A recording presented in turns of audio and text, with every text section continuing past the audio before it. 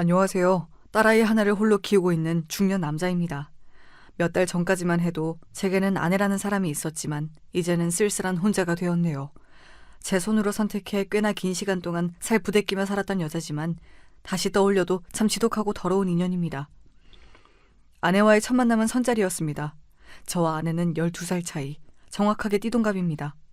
부끄러운 이야기지만 저는 30 후반이 넘어가는 나이에도 제대로 된 연애 한번 해본 적 없는 사람이었습니다.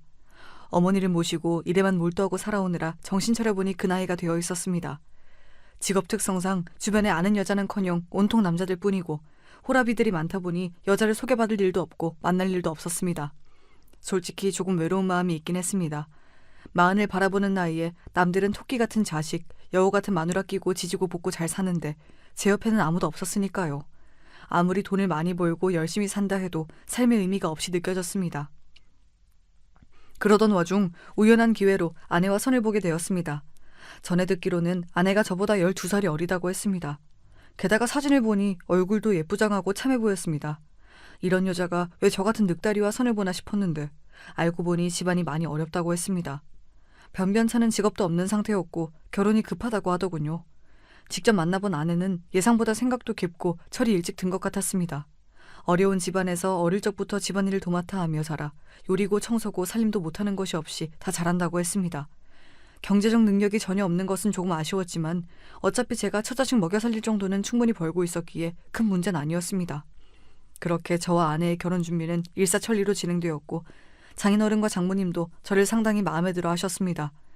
객관적으로 그리 잘난 외모는 아니었지만 허우대도 멀쩡하고 몸도 건강하고 모아놓은 돈도 꽤 되었기에 나이를 제외하고는 스스로도 그리 부족할 것이 없다 생각했습니다.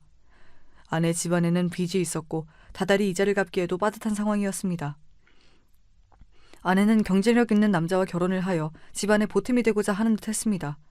저는 집에서 저를 내조해주고 아이를 낳아 잘 길러줄 참한 아내를, 아내는 경제적으로 넉넉해 본인 집안에 도움을 줄 만한 남편을 원했고 결과적으로 아주 적절한 만남이었다고 생각했습니다. 아내는 당연히 혼수고모고 아무것도 해올 형편이 되지 않았습니다. 애초에 결혼 이야기가 오갈 때부터 알고 있었던 사실이었기에 별 문제 삼진 않았습니다. 저 혼자 살고 있던 아파트에 옷가지 같은 가벼운 살림살이만 들고 들어와 신혼생활을 시작했습니다. 장인 장모님께는 매달 100만 원씩 용돈을 드리고 다달이 나오는 이자도 제가 부담하기로 했습니다. 경제적으로 조금 무리가 되었지만 젊고 예쁜 아내를 얻게 되었으니 이 정도는 큰일이 아니라고 생각했습니다. 주변에서는 다들 어디서 저런 참한 아내를 데려왔냐며 저를 부러워했고 저 스스로도 참 운이 좋다고 느껴졌습니다. 아내는 지고지순한 성격에 매사에 불만이 없었습니다.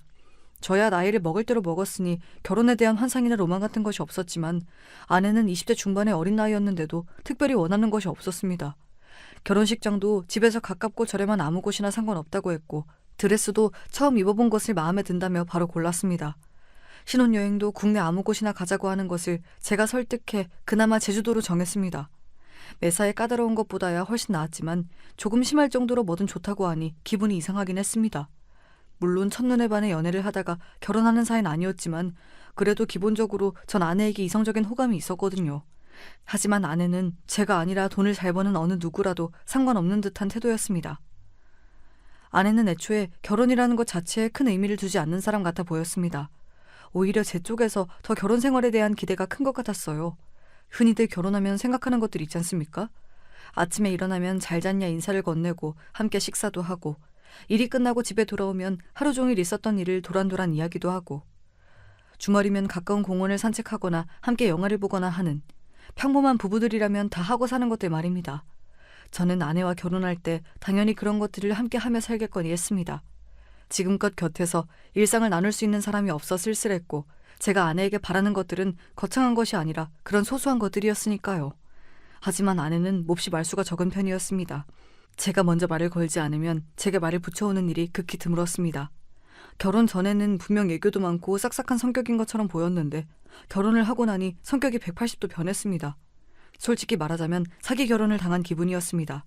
그렇다고 아내가 저를 무시하거나 결혼 생활에 충실하지 않은 것은 아니었습니다. 결혼 전 얘기했던 대로 아내는 살림 솜씨가 몹시 좋았습니다. 먹고 싶은 요리가 있다고 말하면 장을 봐와서 전문점에서 파는 것처럼 뚝딱 차려냈습니다. 빨래며 청소며 저 혼자 살 때와는 비교도 되지 않게 관리가 잘 되었고 그 점은 만족스러웠습니다. 그렇지만 제가 원했던 것은 가정부가 아니라 아내였습니다. 가정부와 아내의 차이점이 있다면 감정적인 교류 아니겠습니까? 그리고 가장 중요한 것은 자녀 문제였습니다. 저는 이미 30대 후반에 들어선 나이에 결혼을 했으니 서둘러 자녀를 보고 싶었습니다. 그러나 아내는 아직은 자녀 생각이 없다며 계속해서 자녀 계획을 미루고 싶어 했습니다. 물론 아내 입장에서는 본인이 20대 중반의 젊은 나이니 그리 조급할 것이 없을 만도 했습니다. 하지만 부부라면 제 입장도 고려를 해줘야죠. 환갑이 다 된 나이에 자식 뒷바라지를 하고 싶진 않았습니다. 그리고 더욱 섭섭했던 것은 아내가 자녀 계획을 미루자는 핑계로 저와의 잠자리를 거부했다는 것이었습니다. 아내는 잠자리뿐만 아니라 가벼운 뽀뽀나 포옹 같은 스킨십도 전부 꺼려했습니다. 물론 제가 먼저 다가가면 대놓고 피하진 않았지만 표정 관리를 잘 못하더군요. 아무리 나이 차이가 심하다지만 그래도 부부 사이인데 당연히 그 정도 애정행각은 하고 살아야 하는 것 아니겠습니까? 그리고 세상에 스킨십을 거부당하면 자존심 상해하지 않을 남자가 있을까요? 아내가 그런 식으로 저를 피할 때마다 몹시 기분이 상해 저도 점점 먼저 다가가는 일이 없어지게 되었습니다. 그런 와중에도 제 월급은 다달이 처가댁으로 들어가고 있었습니다. 처음에는 손해보는 일이 아니다 생각했지만 아내의 태도가 제 마음에 들지 않다 보니 점점 불만이 생기게 되었습니다. 결혼 생활이란 다 이런 건가 싶어 주변 사람들에게 묻고 다니기도 했습니다. 동료들이나 친구들은 원래 결혼은 사랑이 아니라 의리로 사는 거라며 남들도 다 그렇게 산다 저를 위로해 주었지만 도저히 이해가 가질 않더군요. 저와 아내가 결혼한 지 한참 지난 것도 아니고 나름대로 신혼을 보내는 중이었는데 말입니다. 아무리 생각해도 이용당했다는 생각을 지울 수가 없었습니다. 아내와의 관계가 서먹한 것은 별개로 장인 장모님과의 사이는 좋았습니다. 아무래도 제가 경제적인 부분을 다 책임지고 있어서인지 제게 몹시 잘 대해주시더군요. 저도 그런 장인 장모님을 친부모처럼 생각하고 모시려 했습니다. 저희 아버지께서는 일찍이 제 곁을 떠나셨고 어머니 또한 시골로 내려가 지내신 지 오래였습니다. 오랜 기간 가까이에 연고 없이 홀로 지내다 보니 제게 다정하게 대해주시는 어르신분들에게 마음이 쉽게 열린 것도 있었습니다. 장모님이 해다 주신 반찬이나 장인어른께서 제 생각이 나서 사오셨다는 사소한 선물들이 왜 그리 마음에 와닿던지요. 저는 나름대로 사정이 복잡한 집안에서 컸습니다. 외동아들로 태어나 온 집안의 관심과 사랑을 받으며 자란 것도 잠시였습니다. 저희 부모님께서는 사이가 그다지 좋은 부부는 아니었습니다. 아버지께서는 전형적인 가부장이셨고 생전 부엌이라고는 들어가 본 적이 없으신 분이었습니다. 친할머니께서는 어머니께 몹시 못되게 구셨습니다. 당시 어렸던 제가 선명하게 기억하고 있을 정도이니 정도가 몹시 심했던 것이지요. 친할머니께서는 항상 제게 남자는 부엌 근처에 얼씬도 하면 안 된다. 남자로 태어났으면 큰일, 바깥일을 하며 여자를 이끌어가야 한다 말씀하시는 분이셨습니다. 여자는 집안에서 매사에 남자를 모셔야 하고 큰일은 전부 남자가 하는 것이라며 매사에 남녀 차별을 하셨던 분이니 며느리 구박이 오죽하셨겠습니까? 그 와중에 아버지께서는 그런 친할머니 밑에서 평생을 자라신 분이라 한 번을 어머니 편을 들어주시지 않았습니다. 그 당시에는 그런 일이 빈번하게 일어났다 하더라도 지금 와서 생각해보면 어머니께서 얼마나 서러우셨을까요? 연고 하나 없는 타지로 아버지 한 사람만 믿고 시집와서 평생을 고생만 하셨으니 어머니를 떠올릴 때마다 가슴이 미어지는 것 같습니다. 제가 아들이 아니라 딸이었다면 어머니와 조금 더 가까운 사이가 될 수 있었을까 싶다가도 만약 어머니께서 아들이 아닌 딸을 출산하셨다면 친할머니께서 얼마나 어머니를 구박하셨을지 상상조차 가질 않습니다. 친할머니께서는 항상 어머니께 전현이 시집와서 잘한 일이라고는 아들 낳은 것 딱 하나밖에 없다는 말을 습관처럼 하셨습니다. 친할머니께서는 저를 몹시 예뻐해 주셨지만 저는 그런 친할머니가 마음속으로 멀게만 느껴졌습니다. 특히 어머니를 구박하시는 모습을 볼 때마다 그런 생각이 들었습니다. 머리가 조금 큰 후에는 어머니를 대신해 친할머니께 대들었던 적도 있었습니다. 그날은 제삿날이었고 모든 친척들이 한 집에 모여 오랜만에 회포를 풀고 있었습니다. 저희 아버지께서는 오남매의 장남이셨기 때문에 제사 준비는 거의 저희 어머니께서 혼자 하시는 것이나 마찬가지였습니다. 아버지 밑으로는 2명의 작은 아버지와 고모가 계셨습니다. 딸은 출가 외인이라는 친할머니의 말씀에 따라 고모 2분께서는 제사 준비를 일절 돕지 않으셨습니다. 작은 어머니들께서도 마찬가지였습니다. 한 분은 선천적으로 몸이 약하시다며 모든 가족 행사에 한 번도 얼굴을 비추지 않으셨고 나머지 한 분께서는 전문직에 종사하시는 분이었습니다. 그래서 항상 일로 바쁘시다며 어머니와 함께 제사 준비를 돕지 않으셨습니다. 참 우스운 것이 그리도 여자는 바깥일을 하는 것이 아니라며 목청 높여 말씀하시던 친할머니께서는 돈을 잘 버시는 작은어머니께서 명절이나 가족 모임마다 고가의 선물을 사오시면 요즘 시대에는 꼭 여자가 집안일만 하라는 것은 아니다. 능력만 있으면 뭐든지 할 수 있다며 말을 바꾸셨습니다. 그러면서 어머니 들으라는 듯이 집에만 박혀서 지아비 등골만 빼먹는 것은 무슨 염치냐면서 그렇게 구박을 하셨습니다. 참다 못한 어머니께서 바깥에 나가 식당에서 일이라도 하겠다며 나서자 이게 어디서 어른한테 말대꾸를 하냐며 친척들이 다 보는 앞에서 어머니의 뺨을 내리치셨습니다. 그 모습을 보자 도저히 참을 수 없었던 저는 친할머니 앞에 가로막고 서서 바락바락 따지고 들었습니다. 할머님께서는 그리도 여자는 집안일만 해야 한다며 어머니를 구박하시고 핍박하시더니 작은 어머니께서 명품 선물을 사들고 오시니 그리 좋으시냐며 어떻게 사람이 한 입으로 그렇게 두 말을 하실 수가 있냐며 말입니다.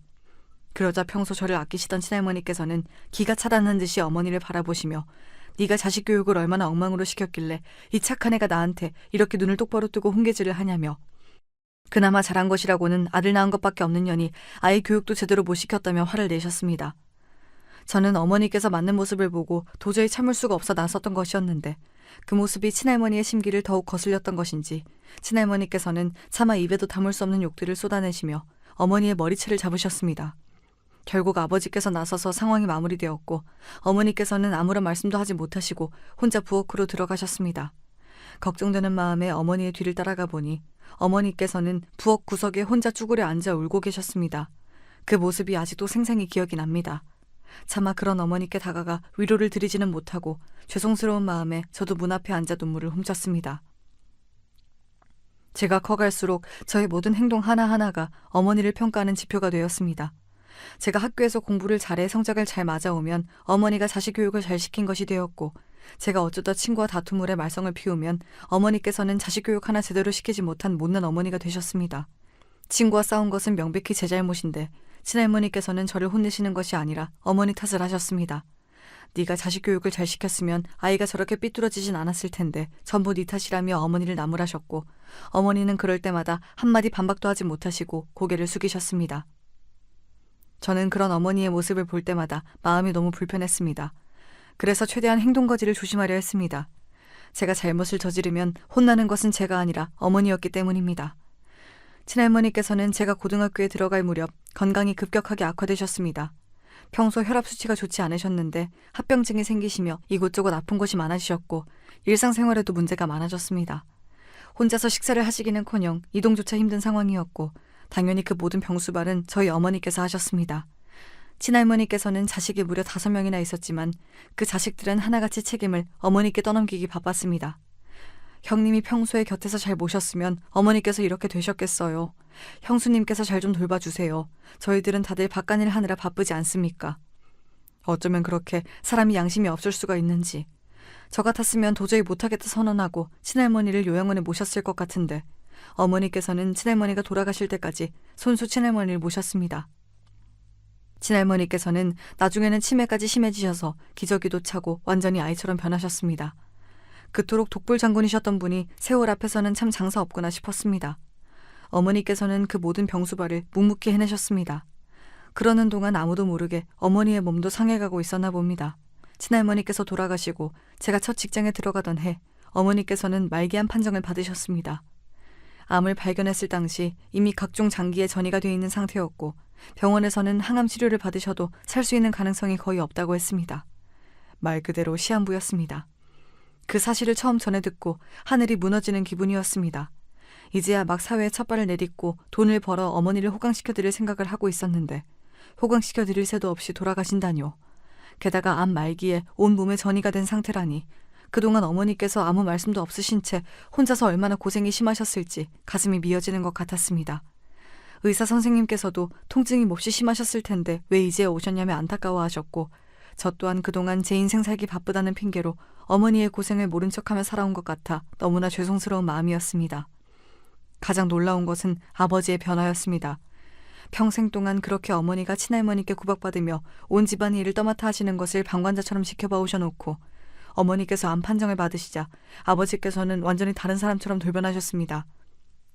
평생 본인 밥상 한번 스스로 차려본 적 없으시던 분이 갑자기 부엌 앞에서 칼질을 하시는 게 아니겠습니까? 아버지께서 처음으로 끓여주셨던 된장찌개는 정말로 맛이 없었습니다. 세상에 국물 내기용 커다란 멸치를 대가리도 떼지 않은 채 찌개에 넣는 사람이 어디 있습니까? 그것도 수십 마리를 말입니다. 아무리 요리를 해본 적이 없는 저라도 그 정도 상식은 있습니다. 있는 대로 멸치를 잔뜩 부어놓고 끓여 국물에서는 멸치똥 비린맛이 났고 야채들은 제멋대로 썰려 제대로 익지도 않은 엉망진창인 찌개였지만 어머니께서는 연신 맛있다 말씀하시며 드셨습니다. 정작 아버지께서는 몇 숟갈 뜨지도 않고 내려놓았지만 말입니다. 언제나 소파 앞에 앉아 무표정으로 텔레비전만 보고 계시던 아버지께서 일어나 집안일을 하시는 모습을 보고 있자니 참 기분이 이상하더군요. 저렇게 하실 줄 아시는 분이 왜 지금껏 단 한 번도 어머니를 돕지 않으셨나 싶기도 하고, 이제라도 집안일에 손을 대시니 다행인가 싶기도 하고, 저 또한 착한 아들인 척 글을 쓰고 있지만 어렸을 적부터 자라며 집안일을 도와드린 일은 손에 꼽았습니다. 살림에 익숙하지 않은 남자 둘이서 집안을 살피려니 점점 집안 꼴이 엉망이 되어갔습니다. 병원에 계시던 어머니께서 종종 집에 돌아오시는 날이면 아무리 가만히 쉬시라고 말씀을 드려도 어머니께서는 하루 종일 집안 곳곳을 청소하시고 살피시곤 했습니다. 평생을 다정한 말 한마디 안 하시던 아버지께서 잠드신 어머니 머리맡에서 한참이나 어머니의 다 갈라진 손을 쓰다듬으시며 앉아 계시는 모습을 봤습니다. 그 모습을 보니 마음이 참 복잡했습니다. 한평생 고생만 하신 우리 어머니, 뭐가 그리 급하다고 하늘에서는 이리 일찍 데려가시려 하시는 건지, 어머니 앞에서는 애써 웃는 모습만 보이고 밝은 척하려 애썼지만 저도 남몰래 우는 날이 늘어갔습니다. 그건 아버지께서도 마찬가지였습니다. 제가 생각하던 아버지께서는 어머니가 돌아가시든지 말든지 눈 하나 깜짝 안 할 뿐이었습니다. 어머니께서 돌아가신다면 이제 누가 밥을 차리고 집안일은 누가 하냐, 그런 소리나 하실 분인 줄로만 알았습니다. 제가 보기에 아버지께서는 전혀 어머니를 사랑하시는 것 같지 않았기 때문이었습니다. 어떻게 사랑하는 사람이 저렇게 고생을 하는데 그 흔한 위로 한마디 하지 않을 수가 있나 싶었습니다. 하지만 어머니께서 목숨이 달린 큰 수술을 마치시고 일주일 만에 기적적으로 눈을 뜨셨을 때 아버지께서는 정말로 너무나 서럽게 우셨습니다. 모든 친척들이 다 보는 자리에서 아버지께서는 그렇게 아이처럼 우셨습니다. 처음에는 소리를 죽이려 하셨지만 결국 엉엉 울고 마셨습니다. 그런 아버지를 보고 저도 따라 울었습니다. 아버지가 원망스럽기도 했습니다. 속으로는 어머니를 저렇게 아끼시고 사랑하시면서 건강하실 때 조금이라도 더 다정히 대해주시지, 어머니 멍든 마음 조금만 더 살펴주시지, 저 스스로도 좋은 아들이 되지 못했다는 죄책감 때문에 아버지를 더 탓했는지도 모르겠습니다. 얼마 살지 못하고 돌아가실 것이라던 첫 진단과는 다르게 어머니께서는 수술 이후 점점 몸을 회복해 가셨습니다. 병원 측에서도 드문 일이라며 환자가 살고자 하는 의지가 강하다 하셨습니다. 저도 그런 어머니를 봐서라도 더욱 열심히 살았습니다. 어머니에게 자랑스러운 아들이 되기 위해 하루하루 직장에 적응하며 바쁜 나날들을 보냈습니다. 아버지와는 조금 서먹한 관계였습니다. 어렸을 적부터 저는 아버지가 어려운 존재였습니다. 아버지께서는 항상 제게 엄하신 분이었습니다. 칭찬 한번 제대로 해주신 적이 없었습니다. 그나마 어머니가 곁에 계실 때는 셋이서 함께 밥을 먹거나 시간을 보내기도 했지만 어머니가 투병 생활을 시작하신 후에는 같은 집에 살았어도 특별히 대화를 나누지 않았습니다. 제가 직장을 옮기며 독립하게 된 이후로는 더더욱 교류가 없어졌습니다. 저는 아버지가 불편하게만 느껴졌고 아버지께서는 어떤 생각을 하고 계셨을지 모르겠습니다. 하나뿐인 아들인 저와 좀 더 가까워지고 싶으셨을지, 아니면 제가 아버지를 원망했던 것처럼 아버지께서도 저를 원망하고 계셨을지. 그 당시 아버지의 마음은 이제 영영 알 수가 없게 되어버렸습니다. 얼마 지나지 않아 아버지께서 갑작스레 쓰러지셨습니다. 심근경색이셨습니다. 아버지께서는 쓰러진 지 하루가 지나서야 발견되었습니다. 평소 일주일에 한 번 정도나 안부 전화를 주고받던 사이였기에 아버지께서 쓰러지신 것을 제가 빠르게 알 길이 없었습니다. 병원에서 급하게 연락이 왔고 불이 나게 달려가 보니 아버지께서는 이미 운명을 달리하신 뒤였습니다. 너무나 갑작스러운 일에 눈앞이 캄캄했습니다. 아무리 교류가 없던 사이라 하더라도 아버지는 아버지였습니다. 저도 모르게 마음속 깊은 곳에서는 아버지께 의지를 하고 있었던 것일지도 모르겠습니다. 사무치게 쓸쓸하고 서글픈 마음이 들었습니다. 처음 어머니께서 암 진단을 받으셨을 때와는 또 다른 슬픔이었습니다. 어머니가 아프시고 부모님께서 돌아가시기 전까지 정말 잘해야겠다 결심했으면서 아버지를 너무나 허망하게 보내드렸구나. 나란 놈은 정말 못난 아들이다라는 자책감만이 들었습니다. 그렇지만 후회해봤자 이미 늦은 때였습니다. 정신없이 장례식을 치르고 아버지를 보내드렸습니다. 그 뒤로 어머니의 간병은 제 몫이 되었습니다. 그렇게 긴 시간 동안 앞만 보며 달려왔습니다. 남들은 다 결혼하고 아이를 낳고 평범하게 살아갈 때 저는 혼자서 어머니를 돌보며 일만 했습니다. 타고난 성품이 무뚝뚝해서인지 낯선 사람들과 가까워지는 일이 쉽지가 않았습니다. 그러면서도 외로움은 잘 탔습니다. 그래서 결혼을 섣불리 결정했는지도 모르겠습니다. 젊고 예쁘장한 여자가 제 아내가 되어주겠다는데 거절할 이유가 없다고 생각했습니다. 서로 다정하지 못하신 부모님을 보고 자라 그런지 저는 아내 될 사람과 친구처럼 가까이 지내고 싶은 욕심이 있었습니다. 물론 나이 차이가 나이 차이인지라 정말 격없이 지내긴 어려웠겠지만 적어도 좋은 오빠처럼 힘든 일이 있을 때 기댈 수 있는 든든한 남편이자 다정한 반려자가 되어주고 싶었습니다. 하지만 그것은 전부 제 욕심이자 저 혼자만의 생각이었나 봅니다. 아내는 저를 점점 멀리하기 시작했습니다. 처음에는 제게 문제가 있다고 생각했습니다. 제 외모가 너무 아저씨 같아서 일을 하고 돌아오면 꾀주저한 모습이 꼴보기 싫은 건가 싶었습니다. 그래서 미용실도 다니고 운동도 하면서 저 스스로를 관리하려 애썼습니다. 제가 봐도 아내는 참 젊고 예뻤고 거울에 비친 저는 늙고 못난 놈이었습니다. 열등감까진 아니었지만 외적인 것만 놓고 봤을 때 제가 아내에 비해 부족한 것은 사실이니 최대한 아내가 저를 사랑할 수 있도록 만들어주고 싶었습니다. 하지만 그런 것들은 아무 소용이 없었습니다. 아내는 제가 미용실에 다녀오든 새로운 옷을 사입든 아무런 관심이 없었습니다. 제가 변한 것조차 눈치채지 못했습니다. 아내는 항상 텅 빈 인형 같은 모습이었습니다. 제가 질문을 던지면 딱 그것에 대한 대답만 했습니다. 저와 대화를 하기 싫어 보였습니다. 혹시 내가 뭘 잘못했나 아니면 거슬리는 것이 있나 물어도 아내는 그저 고개를 저을 뿐이었습니다.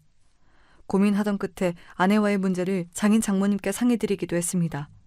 장모님께서는 애가 어렸을 적부터 바쁜 부모 탓에 혼자서 집안일을 도맡아 하느라 철이 일찍 들어 그렇다며 말수는 좀 적어도 나쁜 아이는 아니니 제가 이해해달라 부탁하셨습니다. 장인어른께서도 본인에게도 그리 애교 많은 딸이 아니었다며 너무 섭섭해할 필요 없다고 말씀하셨습니다. 그러나 분명 제가 처음 선재리에서 만났던 아내는 싹싹하고 밝은 성격이었습니다. 말투에서 애교가 뚝뚝 묻어나오는 여자였습니다. 그런 모습에 저런 여자라면 화목한 가정을 꾸릴 수 있겠다 싶어 마음이 열린 것도 있었습니다. 장인 장모님 말씀대로 정말 타고난 성격이 그런 것인데 제가 착각을 했던 것인지 아니면 제게 잘 보이기 위해 연기를 했던 건지 알 수가 없었습니다. 여자와의 관계에 서툴렀던 저는 이런 일을 겪으면서도 아내에게 쉽사리 이야기를 꺼내기가 어려웠습니다. 혹여나 제 말에 아내가 상처를 받을까, 지금 상황에서 더 부부관계가 악화되지 않을까 싶었습니다. 스스로 부족할 것이 없다 생각했지만 젊고 예쁜 아내 앞에서 저도 모르게 위축되고 있었던 것일지도 모르겠습니다. 게다가 앞서 말했지만 아내는 저와의 감정적 교류 외에 아내로서 해야 할 일들, 그러니까 내조나 집안일은 완벽하게 해내고 있었습니다. 와이셔츠는 매일 아침마다 빳빳하게 다려져 있었고 몇 시에 출근을 하든 따뜻한 국과 반찬을 내어 아침을 차려주었습니다. 외박 같은 것은 하는 법이 없었고 평소에도 외출하며 이리저리 돈을 쓰고 다니기보다는 집에서 얌전히 책을 읽거나 영화를 보는 등 가벼운 취미를 즐기는 것 같았습니다. 그래서 그런 아내가 뒤로 저 모르게 그런 더러운 짓거리를 하고 다녔을 것이라고는 전혀 생각하지 못했습니다. 다시 생각해도 정말 화가 끓어오르고 그 여자 얼굴에 침이라도 뱉어주고 싶은 심정입니다. 제가 처음으로 아내에게 의심을 가지게 된 것은 딸아이를 임신했을 당시였습니다. 당시 저는 회사 사정상 지방으로 장기 출장을 가게 되었습니다. 그렇지 않아도 서먹한 사이에 오래 떨어져 있으려니 마음이 불편하더군요. 그때까지만 해도 아내와의 사이를 걱정하기만 했지 아내를 의심해 본 적은 한 번도 없었기에 임신한 아내를 두고 멀리 가게 되는 것이 미안하기만 했습니다. 아내는 그런 저에게 괜찮다며 아무 걱정 없이 출장을 다녀오라 배웅해 주었고 저는 출장 내내 하루빨리 돌아오고 싶은 마음으로 일했습니다. 그렇게 열심히 일하다 보니 예정보다 업무를 일찍 마칠 수 있게 되었고 본래 일정보다 하루 더 앞당겨 집으로 돌아오게 되었습니다. 아내에게는 일부러 말하지 않았습니다. 아내가 좋아하는 복숭아를 한 박스 사들고 돌아가 아내를 놀래켜줄 작정이었습니다. 그러나 집 앞에 거의 도착해 갈 즈음 홀몸도 아닌 사람을 놀라게 해선 안 될 것 같다는 생각에 지하 주차장에서 전화를 걸었습니다. 전화를 받은 아내는 집에 있다고 했고 저는 지금 지하 주차장에 도착해 있다며 이제 막 올라가려고 했다 말했습니다. 제 말에 아내는 너무나 놀란 목소리로 내일 온다고 하지 않았냐 되물었고 저는 원래 일정은 그랬지만 당신이 걱정되어서 하루 일찍 돌아와다 답했습니다. 그러자 아내는 사실은 지금 잠깐 산책을 나와 있는 상태다. 집에만 있자니 좀 답답해서 아파트 주변을 걷는 중이다 말을 바꿨습니다. 아까는 집에 있다더니 갑자기 산책 중이라는 것이 좀 이상하긴 했지만 알겠다 답하고 집에 먼저 올라가 있겠다 말했습니다. 그랬더니 아내가 올라가지 말고 본인을 데리러 와달라고 부탁하는 겁니다. 어려운 일도 아니었기에 알겠다 답했고 그렇게 아내를 찾아 아파트 입구 쪽으로 나왔습니다. 분명 입구 바로 앞에 있다던 아내는 10분, 20분이 지나가도록 나타나지 않았고 이상한 마음에 다시 전화를 걸어보려던 찰나 아파트 안쪽에서 나타났습니다. 아파트 주변을 산책하고 있다던 사람이 왜 아파트 입구 쪽에서 걸어 나오는지 의아했지만 아내는 길이 엇갈린 것 같다며 당신이 보이지 않아서 안쪽으로 들어가 헤매고 있었다 말했습니다. 이제 와서 돌이켜보면 미심쩍은 부분이 많지만 그때까지만 해도 그저 임산부가 더운 날씨에 밖을 오래 걸어다니느라 힘들었겠다 싶은 생각뿐이었고 서둘러 아내를 데리고 집으로 올라갔습니다.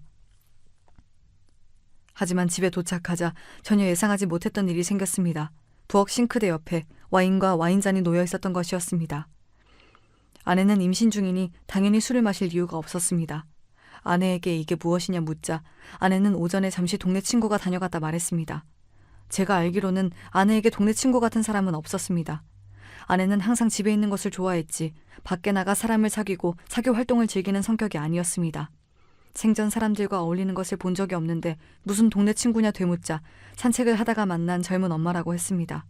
당연히 자기는 마시지 않았고 그 친구만 마신 것이라며 아까 치워놓는다는 걸 깜빡했다고 말하는데 조금 미심쩍긴 했지만 그날은 그렇게 넘어갔습니다. 지금 와 돌이켜보면 평소 매사에 무덤덤한 아내가 그렇게 화들짝 놀라 말을 술술하는 것을 보고 의심하지 않은 게 이상할 정도였습니다. 그 뒤로 시간이 흘러 아내는 딸을 출산했습니다. 딸은 누가 봐도 제 딸이라고 말할 정도로 저와 똑 닮은 얼굴이었습니다. 사실 내심 저보다는 예쁘장한 아내를 닮길 원했지만 첫 딸은 아빠를 닮는다고들 말하지 않습니까? 객관적으로 보자면 쌍꺼풀 없이 작은 눈에 낮은 코까지 저를 판박이로 닮아 예쁜 얼굴은 아니었지만 그래도 제 눈에는 세상에서 제일 사랑스럽고 귀여운 아기였습니다. 아내의 출산 소식에 병세가 많이 완화되어 시골에서 요양을 하고 계시던 어머니께서 불이 나게 짐을 싸서 올라오셨습니다. 아내가 많이 어리기도 하고 장인 장모님께서는 아내를 챙겨주실 여유가 없었습니다. 요즘 산후조리원 잘 되어 있다. 굳이 어머니께서 올라오지 않으셔도 된다. 한사코 뜯어 말렸지만 어머니께서는 고집을 부리셨습니다. 결혼하고 지금껏 몸이 아프다는 핑계로 시어머니 노릇 한번 제대로 못 해주셨다며 한 달여 정도 저희 집에 머물며 아내의 몸조리를 돕겠다 하셨습니다. 이 소식을 전해 들은 아내는 눈에 띄게 불편한 기색이었습니다. 당연히 그럴 만도 했습니다. 결혼 후 특별히 교류가 있었던 것도 아니었고 아내 입장에서는 저희 어머니가 마냥 낯설게 느껴질 것 같았습니다. 어머니께서 아내의 몸조리를 돕는다는 소식에 장모님께서도 어딘가 불편하신 눈치였습니다. 그때만 해도 저는 그저 장모님께서 본인이 하지 못하는 일을 저희 어머니께서 해주신다니 미안한 마음에 염치가 없어 그러신 줄로만 알았습니다. 사실은 제가 알지 못하는 더러운 내막 때문이었다는 것을 전혀 모른 채 말입니다. 어찌되었든 저희 어머니께서는 한 달 동안 집에 머무시며 아내의 몸조리를 도우셨습니다. 어머니 호강을 시켜드리지는 못할 망정 며느리 수발까지 들게 만든 것 같은 기분에 마음이 썩 불편하긴 했습니다. 하지만 어머니께서 누가 뭐라 하든 이것만은 꼭 하셔야겠다 고집을 부리시는 통에 저도 어쩔 도리가 없었습니다. 그 뒤로 시간이 흘러 아이가 돌이 되었을 무렵이었습니다. 아이가 태어난 이후로 저와 아내는 전보다 사이가 조금 더 가까워졌습니다. 매사에 무뚝뚝하고 까칠했던 아내가 점점 더 제게 마음을 여는 것 같았습니다. 아이가 생기니 마음가짐이 달라지는 건가 싶었습니다. 아내는 이제 막 돌이 지난 아이를 데리고 문화센터며 배움마당이며 이곳저곳을 다니느라 바빴습니다. 항상 우울한 낯으로 집에만 있는 것보다는 훨씬 바람직한 일이라 생각해 그런 아내에게 잘한다 잘한다 칭찬을 해주었습니다. 물론 밖에 나다니는 만큼 집안을 돌보는 시간은 줄었습니다. 신혼 때처럼 진수성찬을 차려주거나 아침마다 빳빳이 다려진 와이셔츠는 찾아볼 수가 없었습니다. 그렇지만 육아 때문에 바쁠 테니 전부 다 이해하려고 했습니다. 처녀 시절부터 마르고 예뻤던 아내는 출산 후 외모를 더욱 열심히 관리하기 시작했습니다. 결혼 후 한동안은 젊은 나이답지 않게 평범한 유부녀처럼 고무줄 바지에 펑퍼짐한 티셔츠만 입고 다니더니 아이를 낳고서 오히려 더 외모 관리에 힘쓰는 것 같았습니다. 아이를 낳았어도 아내는 여전히 20대였고 워낙에 원래부터 예쁘장한 편이었으니 출산 후 망가진 외모가 싫어 그런 줄로만 알았습니다. 산후조리할 때 원래 먹는 것이 중요하지 않습니까? 미역국, 고기, 각종 과일. 산모에게 좋다는 것들은 다 사다 날라도 아내는 쳐다보지도 않았습니다. 어머니께서 하루 종일 부엌에 서서 땀을 뻘뻘 흘리며 차려주신 밥상도 겨우 두어 숟갈 뜨고는 입맛이 없다며 내려놓곤 했습니다.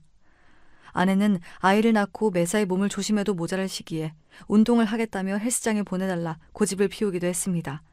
아무리 생각해도 이제 막 출산을 한 몸으로 헬스장을 다니는 것은 무리일 것 같아 결국 집에서 혼자 운동을 할 수 있도록 고가의 운동 장비를 사주기도 했습니다. 그때부터 아내는 매사에 욕심이 많아졌습니다. 생전 쇼핑 같은 것은 하지 않던 여자가 갑자기 카드를 마구 긁어대기 시작했습니다. 아내가 구입하는 것들은 주로 화장품이나 옷같이 외모를 꾸미는 것들이었습니다. 처음에는 아까 말했던 대로 출산 후 예전 같지 않은 외모 때문에 스트레스를 받아 그러는 줄로만 알았습니다. 그래서 그런 아내에게 한마디 핀잔을 주지 않았습니다. 매달 처가댁에 들어가는 돈에 아내의 사치 비용까지 더해지니 허리가 휠 지경이었지만 그놈의 자존심이 뭐라고 12살이나 어린 아내에게 화장품 좀 그만 사라는 말은 도저히 못하겠더군요. 그때까지만 해도 아내에게 조금의 죄책감이 있었는지도 모르겠습니다. 뭣도 모를 나이에 저에게 시집와 집에서 살림만 하고 또래들은 한창 사회생활을 나이에 아이를 낳았으니 이런 쇼핑이라도 하지 않으면 스트레스를 어디서 풀겠나 싶었습니다. 그래서 아내가 점점 화장이 진해지고 옷차림이 과해져도 제 나이에 맞게 멋 좀 부리는 것이니 이해하려 했습니다. 하지만 아무리 생각해도 아이를 데리고 동네 엄마들을 만나러 나간다는데 꾸밈 정도가 너무 과한 것 아닌가 싶긴 했습니다. 그런 일들이 계속 반복되자 아무리 둔한 저라도 점점 의심이 생길 수밖에 없었습니다. 곰곰이 생각해보니 아내와의 사이가 가까워진 것도 저에게 마음을 연 것이 아니라 아내의 성격 자체가 전보다 밝아진 것 같기도 했습니다. 전에는 매사에 생기가 없었다면 사람이 완전히 달라졌다고나 할까요? 그렇게 의심만 쌓여가던 중 결국 저는 충격적인 장면을 목격하고야 말았습니다. 아내가 낯선 남자와 다정하게 팔짱을 끼고 입을 맞추는 모습을 두 눈으로 똑똑히 보고만 것입니다. 그날은 어머니께서 병원 정기점검을 받으시기 위해 시골에서 올라오셨고 피곤하다는 아내를 혼자 두고 어머니를 모시고 병원에 다녀오는 길이었습니다. 아파트 입구 횡단보도 앞에 서 있는 젊은 남녀가 시야에 들어왔고 자세히 보자 다름 아닌 제 아내였습니다. 아내 옆에 남자는 제 딸아이가 타고 있는 유모차를 마치 아빠라도 되는 양 밀고 있었습니다. 순간 제 눈을 의심했습니다.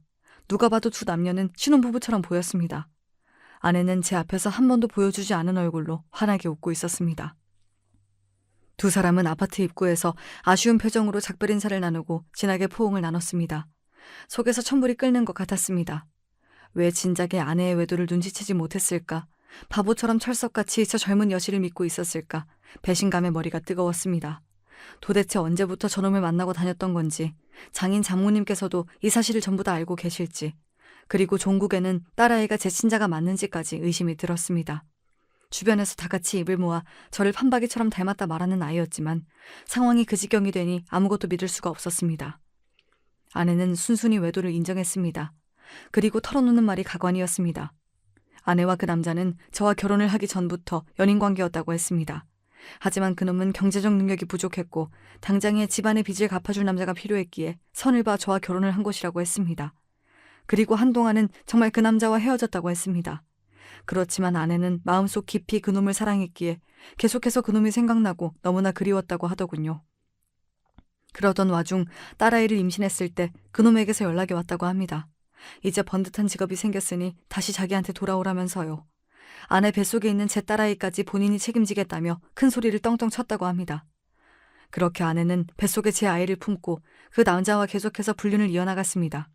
출산 후에 장인 장모님께서도 그놈을 소개시켜주며 저와는 이혼하고 그놈과 재혼해 딸아이를 함께 키울 거라고 말도 안 되는 소리를 짓거렸더군요. 불행인지 다행인지 장모님께서는 그런 아내를 타박하며 정신 차리라 혼을 내셨고 아내는 그럼에도 불구하고 저와 이혼하고 그놈과 살림을 차리고 싶어 했습니다. 모든 사실을 알게 된 이상 전과 같은 관계로 지낼 수는 없었습니다. 제가 아내의 외도 사실을 알게 되었다는 사실을 듣고 장인 장모님께서는 불이 나게 달려와 제 앞에 무릎까지 꿇으시며 제발 아내를 용서해달라 간청하셨습니다. 애가 너무 어려 아직 철이 안 들어 그렇다. 아주 혼쭐을 내서 정신 차리게 만들 테니 한 번만 눈 딱 감고 넘어가 달라 손이 발이 되도록 비시는데 장인 장모님께서 무슨 잘못이 있어 이렇게까지 하시나 싶긴 하더군요. 오히려 잘못한 장본인인 아내는 자기는 잘못한 게 없다며 당당한 태도였습니다. 마음 같아서는 바로 이혼하고 처가댁 식구들과 인연을 끊고 싶었지만 그놈의 정이 뭐라고 쉽지 않았습니다. 게다가 아내와 저 사이에는 딸아이도 있었고 저 혼자 아이를 잘 키울 자신이 없었습니다. 결국 아내의 외도를 용서하고 지나가기로 했고 그 뒤로 아내는 제 감시 하에 지내게 되었습니다. 외출 한 번을 해도 무조건 제게 허락을 맡아야 했고 카드도 압수했습니다. 조금 너무한 게 아닌가 싶으실 수도 있겠지만 그렇게 하지 않으면 또 그놈을 만나러 갈 것 같았습니다. 아내는 그 뒤로 저를 완전히 투명인간 취급했습니다. 밥을 차려주거나 빨래를 하는 등 집안일은 제대로 했지만 저와 대화하고자 하는 의지가 전혀 없어 보였습니다. 항상 딸아이 곁에만 붙어있고 제가 딸아이에게 다가가려 하면 성질을 냈습니다. 상황이 그렇게 되니 분명 잘못한 것은 아내인데 제가 눈치를 보며 사는 지경이 되었습니다. 이렇게 사는 것이 맞나 싶을 때쯤 일이 터졌습니다. 저희 어머니께는 아내의 외도에 대한 이야기를 드리지 않았습니다. 괜히 안 좋은 소식을 전해드려 건강이 악화될까 걱정이 되었기 때문이었습니다. 회사에서 일하던 중 어머니께서 손녀 얼굴이 보고 싶다며 얼마 전 김장한 김치를 직접 들고 올라오시겠다는 말씀을 전하셨습니다. 어머니께 아내와 냉전 상태라는 사실을 차마 말씀드릴 수가 없어 힘들게 왜 어머니께서 올라오시냐, 주말쯤에 제가 아이를 데리고 내려가겠다 말씀드리고는 회사 일로 바빴던 탓에 급하게 전화를 끊었습니다. 그렇게 정신없이 일을 하던 와중 갑작스레 파출소에서 연락이 왔습니다. 파출소에서 저를 찾는 전화가 왔다기에 처음에는 요즘 유행하는 보이스피싱인 줄로만 알았습니다. 전화를 받아보니 전혀 생각도 못했던 어머니 목소리가 들렸습니다. 알고 보니 어머니께서는 제게 전화를 하셨을 때 이미 기차에 올라타신 상태였던 것입니다. 올라오시는 길에 정신이 없어 기차에서 휴대폰도 잃어버리시고 어찌저찌 주변 사람들에게 물어 겨우 저희 아파트를 찾아오셨다는데 집에 있던 아내가 어머니를 보고는 있는 대로 성질을 냈다고 합니다. 여기가 어디라고 연락도 없이 오냐며 짜증나니까 다시는 찾아오지 말라 어머니를 바로 쫓아내버린 것입니다. 전혀 예상하지 못했던 상황에 너무나 당황하신 어머니께서는 제게 연락을 하려 하셨지만 수중에 핸드폰이 없으셨고 아파트를 찾아오셨던 것처럼 주변에 물어 저희 회사를 찾으시려다가 길을 잃어 파출소에 가셨던 겁니다. 저희 회사 이름과 제 이름 석잔 알고 계셨기에 파출소 측에서 회사로 연락을 준 것이었고 모든 이야기를 듣고 나니 정말 피가 거꾸로 솟는 기분이었습니다. 회사의 사정을 설명하고 불이 나게 파출소로 향하니 어머니께서 품에 김치통을 안고 파출소 한켠에 앉아 계셨습니다. 그 무거운 것을 들고 추운 날씨에 한참을 길을 헤매셨을 어머니를 생각하니 저도 모르게 눈물이 쏟아졌습니다. 이런 못난 아들이 얼마나 좋은 아빠, 좋은 남편이 되겠다고 그런 나쁜 년을 내치지도 못하고 집에 들여놓고 있었나 싶은 생각이 들더군요. 그 길로 바로 집으로 찾아가 아내를 끌어냈습니다. 아내는 한가롭게 소파에 앉아 과자를 먹고 있었습니다. 이 엄동설안에 남편 어머니를 바깥으로 쫓아내놓고 어떻게 그렇게 아무 일도 없었다는 듯 평온히 쉬고 있을 수가 있는지 도저히 상식선에서는 이해가 가질 않는 여자였습니다. 마음 같아서는 정말 뺨이라도 몇 대 내려치고 싶은 기분이었지만 더 이상 그럴 가치조차 느껴지지 않았습니다. 아내가 저희 어머니께 했던 행동 그대로 아내를 잠옷째로 집 밖으로 내쫓았습니다. 아내는 지금 이게 뭐하는 짓이냐며 이 추운 날씨에 사람 얼어 죽일 일이냐고 적반하장으로 굴더군요. 그런 아내의 얼굴에 먹다 남은 과자 봉지를 던져버리고는 그대로 문을 닫았습니다. 저런 년 따위 얼어 죽든 말든 이제 저와는 아무 상관도 없었으니까요. 어머니께 모든 자초지종을 다 설명드리고 바로 장인 장모님께도 연락드렸습니다. 연락을 받으신 두 분께서는 바로 저희 집으로 달려오셨습니다. 문 앞에서 덜덜 떨고 있던 아내를 끌고 데려오셔서는 무릎을 꿇고 또 손이 발이 되도록 비시는데 이번엔 아무런 감정이 들지 않았습니다. 그저 빨리 이 사람들이 제 인생에서 사라져줬으면 좋겠다 하는 생각뿐이었습니다. 마음만 먹으면 외도의 사기 결혼에 소송까지 걸어서 위자료를 거하게 뜯어낼 수도 있겠지만 더러워서 안 한다. 좋게 말할 때 친권 양육권 네 손으로 포기하고 내 인생에서 사라져라. 그리고 그동안 네 집안 빚 갚아줬던 돈은 그대로 내놔라 말하니 그때까지 뻔뻔하게 일관하던 아내가 갑작스레 낯빛을 바꾸더군요. 그동안 본인이 내조 열심히 하지 않았냐며 가사 노동의 대가로 그 정도 돈은 받을 수 있는 것 아니냐 말하는데 그 와중에 딸아이 걱정보다 돈 걱정을 먼저 하는 것을 보고 조금이나마 남아있던 정도 다 떨어지는 기분이었습니다. 씨알도 안 먹힐 소리 하지 말고 당장 내 집에서 나가라 소리를 지르자 가족 3명이서 거머리처럼 제 다리를 잡고 떨어지질 않는데 참 기가 찼습니다.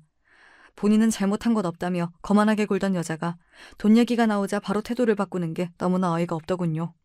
당연히 울고불고 떼를 쓴다고 용서해줄 마음 따윈 없었고 그대로 등 떠밀어 집 밖으로 쫓아냈습니다. 아내는 친권과 양육권은 포기할 수 있지만 돈은 줄 수 없다며 우리 집 사정 어려운 거 뻔히 알면서 좀 봐줄 수 없냐. 이제 와서 제게 사정을 했고 기회를 줬을 때 잘하지 그랬냐. 네가 그놈과 붙어먹은 것을 뻔히 알면서도 데리고 살아주려고 했다. 네 스스로 걷어찬 복이다. 딱 잘라 끊어내버렸습니다. 소송에 들어가면 패소할 것을 뻔히 알았는지 결국 아내는 기일에 맞춰 돈을 다 준비해왔고 친권과 양육권을 모두 포기하는 조건으로 이혼까지 마무리되었습니다.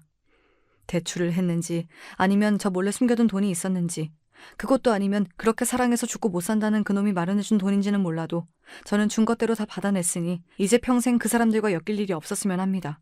아내와 이혼한 후로는 어머니께서 시골집을 정리하시고 올라와 딸아이를 돌봐주시고 계십니다. 호강시켜드리겠다고 약속드리고는 언제쯤 못난 아들에서 벗어날지 참 죄송한 마음뿐입니다. 늦은 나이에 드디어 제 짝을 만나 인생 좀 행복해지나 싶었더니 세상 일이 맘대로 풀리지를 않네요. 아내와의 일을 생각하면 씁쓸한 심정이지만 그래도 이제는 세상 무엇과도 바꿀 수 없을 정도로 소중한 딸아이가 제 곁에 생겼으니 앞으로는 딸아이 그리고 어머니를 위해서 더 힘내서 살아가 보려고 합니다. 그래도 딸아이 시집 갈 때 혼수 넉넉히 해줄 정도는 벌어놔야겠죠. 아무튼 여기까지 못난 놈의 넋두리 같은 이야기였습니다.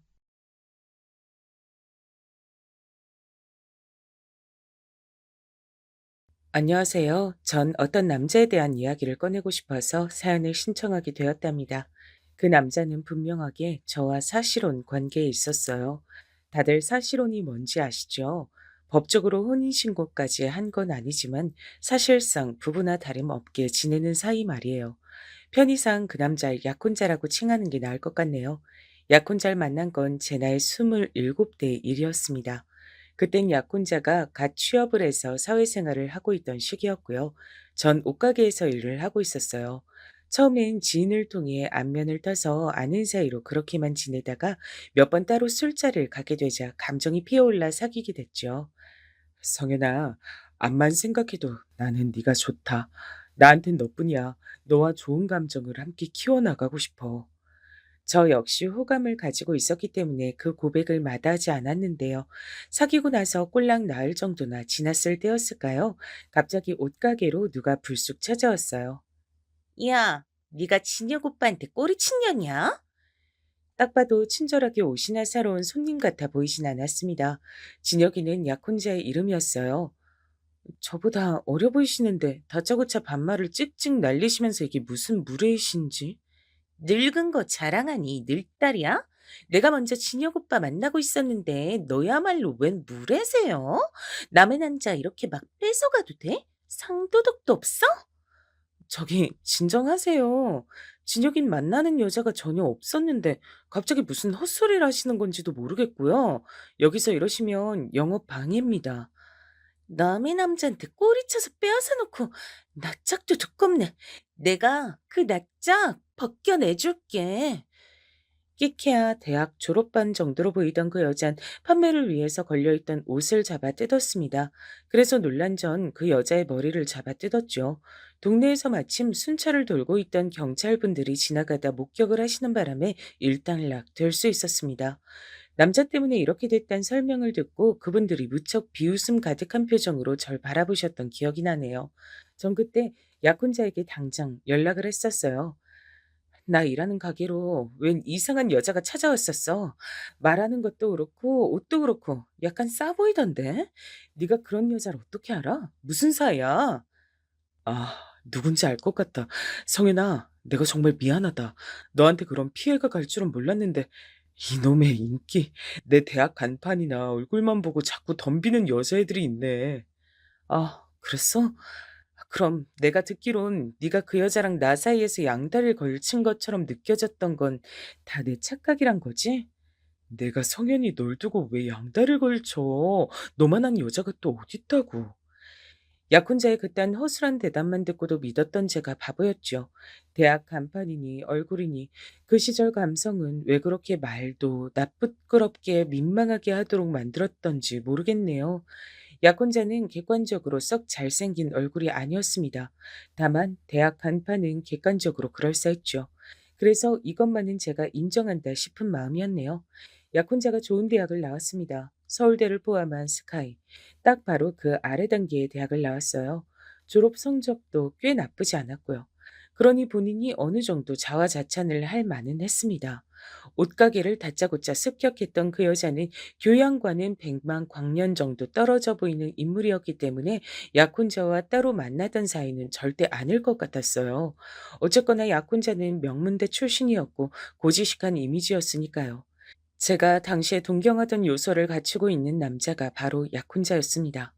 고학력자를 제가 원해 맞지 않게 되었던 배경을 설명하자면 저희 집안 이야기로 잠시 넘어가야 하는데요. 제가 고향이 서울이긴 하지만 꼴랑 4살 때 지방의 시골로 이사를 가서 그곳에서 고등학교 마칠 때까지 쭉 살았답니다. 조부모님께서 저희 친정 부모님을 호출하셨기 때문이에요. 당시에 친할아버지의 건강이 무척 안 좋아져서 그랬다고 하더군요. 그러게 친정엄마께선 졸지에 시골 생활을 하면서 졸지에 시부모를 모시고 사는 며느리가 되셨습니다.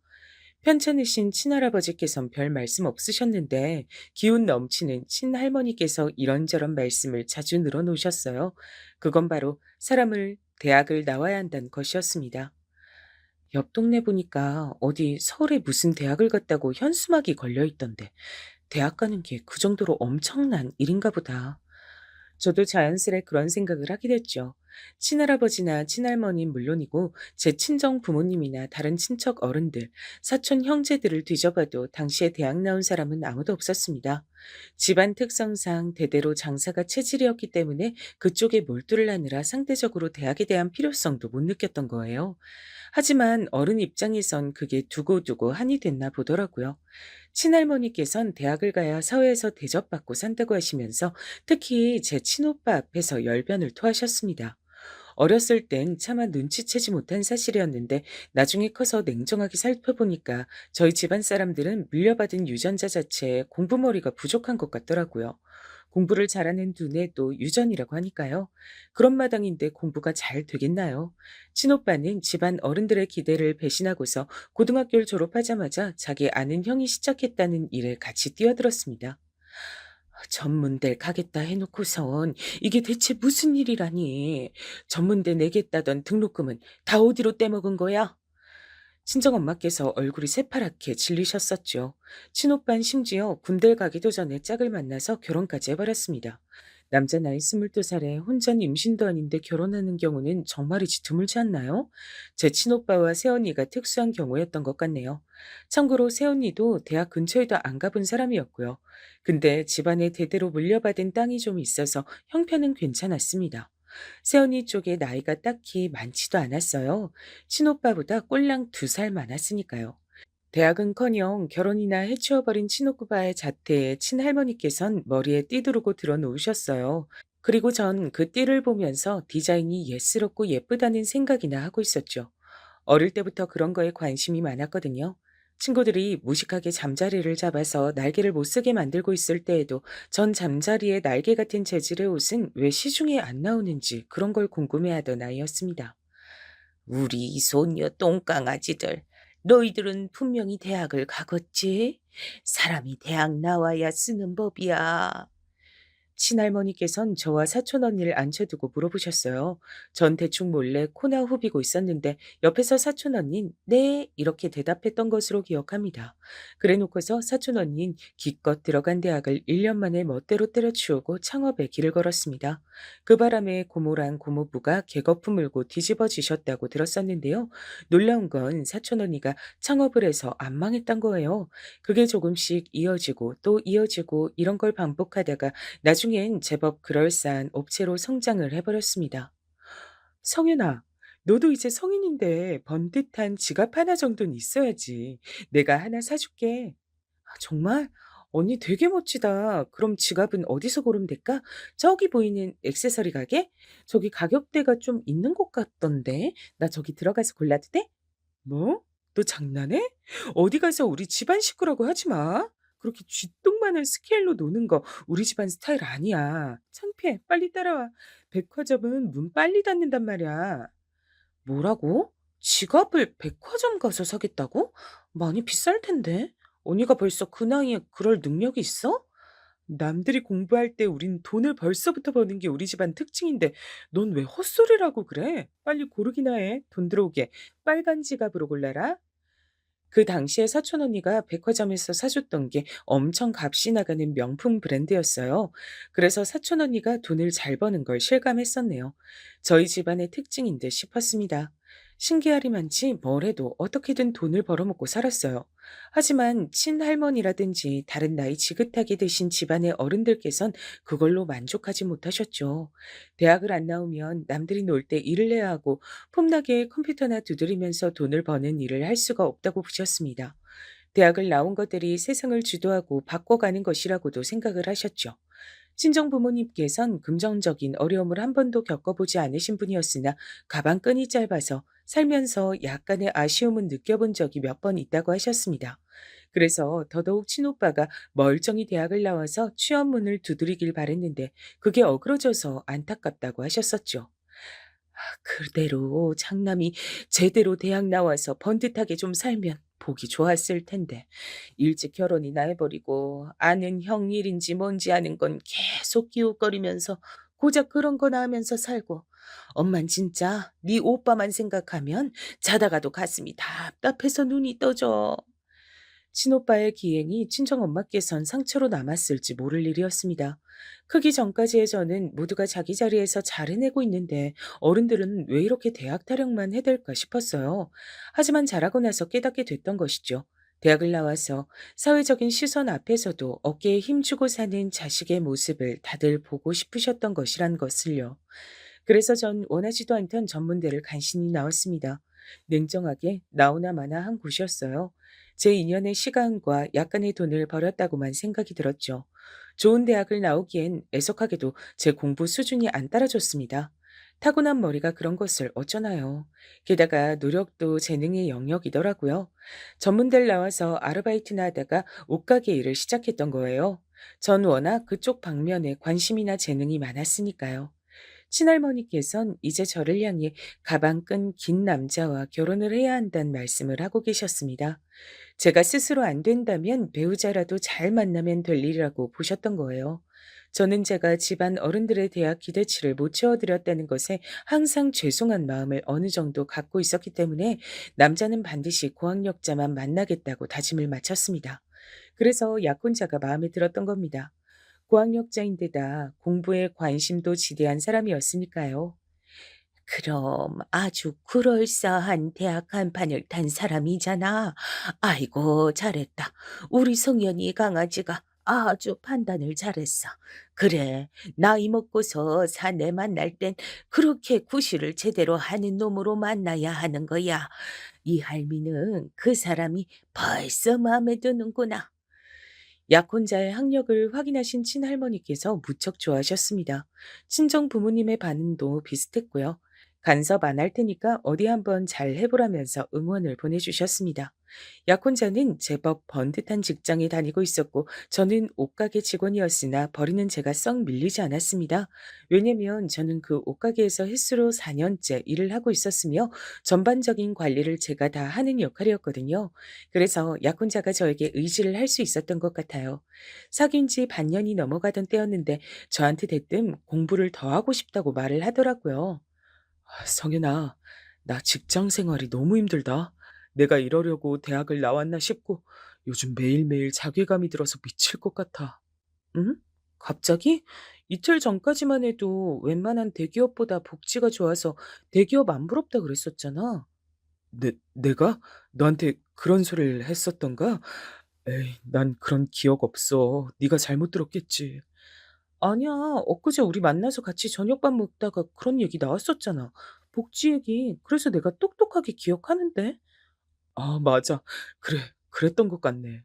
성현이 넌 별걸 다 기억한다. 암튼 그날은 내가 유독 기분이 좋았던 것뿐이고 원래는 평소에 기분이 매일 안 좋아. 왜? 직장 일 때문에? 일하는 게 많이 힘든 거야? 그럼 이직 준비해 보는 게 낫겠네. 일도 그렇고 자꾸 생각만 많아지는 것 같아. 내가 이렇게 일을 해서 살다가 결국 뭘 이룰 수 있겠나 싶고 궁극적으로 내가 하고 싶은 건 뭘까 싶어져서 고민을 내가 좀 해봤는데 아무래도 나는 이런 일반 직장 생활에 안주하고 만족할 그릇이 아닌 것 같아. 너 다른 재능을 펼칠 수 있는데 그러질 못하고 지내고 있으니까 내가 자꾸만 불안하고 힘든가 봐. 근본적인 문제가 있는 거지. 뭐라고 하는 건지 잘 모르겠다. 말이 왜 그렇게 거창해? 그래서 결국 뭘 어쩌고 싶단 거야. 그것만 정확하게 말을 해줘 봐. 그래. 네 머리로 다 이해해 달란 소리는 안 해. 그건 내가 어차피 기대도 안 했어.